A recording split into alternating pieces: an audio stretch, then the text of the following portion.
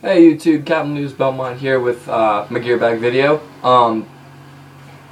Starting off, I do not have an actual paintball gear bag, like, something made by NXC or Planet Eclipse or one of those. Maybe when you have like two setups or something, you'll want to spend money on like a big rolling gear bag or something like that, but like dedicated to paintball. But at this point, honestly, all I use is just this good old Reebok duffel bag that I have and that I use for other stuff too. If I'm going away to visit family or whatever, I take my gear out of here, I put it in my closet, I put all my clothes and everything I need for the trip in there, I go with it, I come back and I switch it back.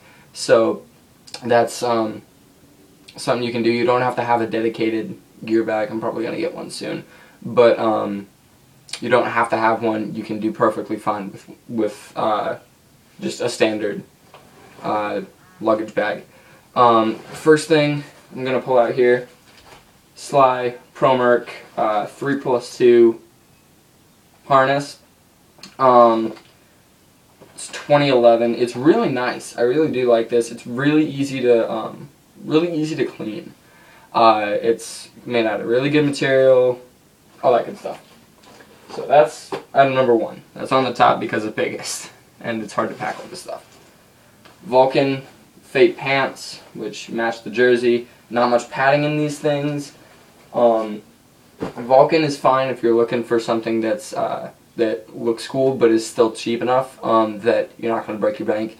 And this jersey is, I think, it's paper thin. I'm amazed it hasn't torn yet, but at the same time, I mean, like, if you're playing in the summer, it's kind of nice because you don't really want all that really heavy material and everything. This is literally just jersey fabric, and paint doesn't get through it, so if you're wearing a shirt underneath it or a chest protector or something like that, it won't have paint on it. It'll just be, the paint stays on the outside. It's not waterproof. It's still a jersey, but for some reason no paint gets through it. Really breathable, so I like this jersey and it looks cool, but I'm getting a real one soon. Sly ProFit mask. Got a review of this coming up real soon. All these things that I'm pulling out of here are going to get reviewed real soon.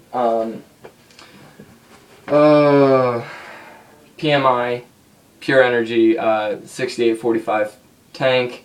It's got like 3,500 in it from the last practice. A tank's a tank. Don't spend another 20 bucks on a Ninja or a Gorilla Air or something like that. You don't need it. Just, if it holds that amount of air, get the cheapest one you can find. That's just stupid. Unless you get sponsored or something, in which case you can get it for cheaper. And people still think you're awesome. Alright, I wear these Nike Landshark cleats. They're actually football cleats. You don't need, like, the same thing with the gear bag, you don't need cleats that are dedicated to paintball. I like these because they're really nice in breakouts. Like, if you look at those HK Shredder cleats, or if you look at Exalt cleats or whatever, basically they look like a soccer cleat or a skate shoe, but with like golf spikes on the bottom. I don't know exactly the science behind that as to why that's the best one, but in my opinion, these are really good because when you think about it, in football, what is this supposed to help with? Guys are on the line with their feet dug into the ground, needing to explode out of that starting position as fast as they possibly can. What do we do on the breakout? So basically I think these work absolutely fine. You can get a way better deal on sports cleats like soccer cleats or baseball cleats or football cleats in the off season of those than you can for paintball cleats at any point in the year. I think paintball cleats cost like 70 bucks, and I got those for like 30 because I got them in February or whatever after football season had ended. And they're really good cleats. Over here the loader that I'm using at the moment. Invert 2, I like it. Feeds over 17 balls a second. It's sound activated. It's just a good loader all around.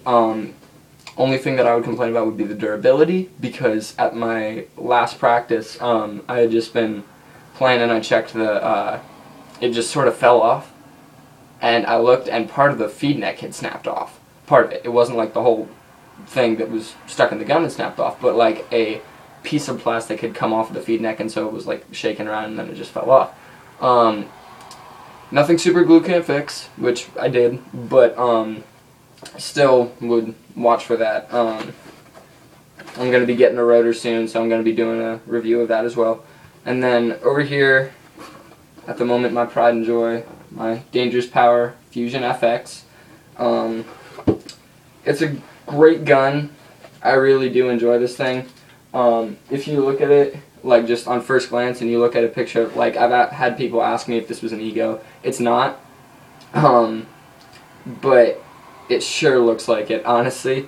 Basically, it was a Dangerous Power made a gun in 2010 that was made to look like an ego. It's got that same valve system, that pop-it valve up here with the, you know, it's got that little bolt that pops up, the ram and everything like that. And it gets good air efficiency, it's easy to clean, and it's really reliable. And one of my favorite things about this gun, like when I had seen the reviews of this thing, one, it's got a really nice barrel. I do like the two-piece, and you know, you screw that in.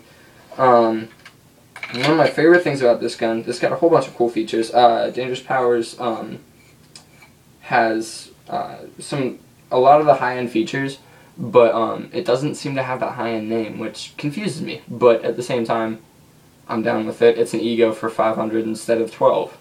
Why not? Up here, it's got the clamping feed neck. It's got that good, like I said, it's got that good valve system, that pop-it valve. The trigger is really cool. It has this little thing. It looks like it's a sling trigger. It's a micro switch, which is nice. I like feeling where the point where it shoots is. But if you turn it around, it now functions as a rake trigger. And so really that's just personal preference, and I do sometimes switch it around. Basically I use this for semi because I can shoot it faster, and I use this for ramping, like when I'm out in my field or whatever. So I do like that, or in tournaments.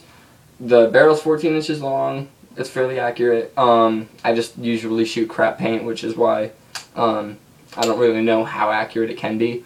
Other favorite thing about this gun, the ASA, is this little lever on-off.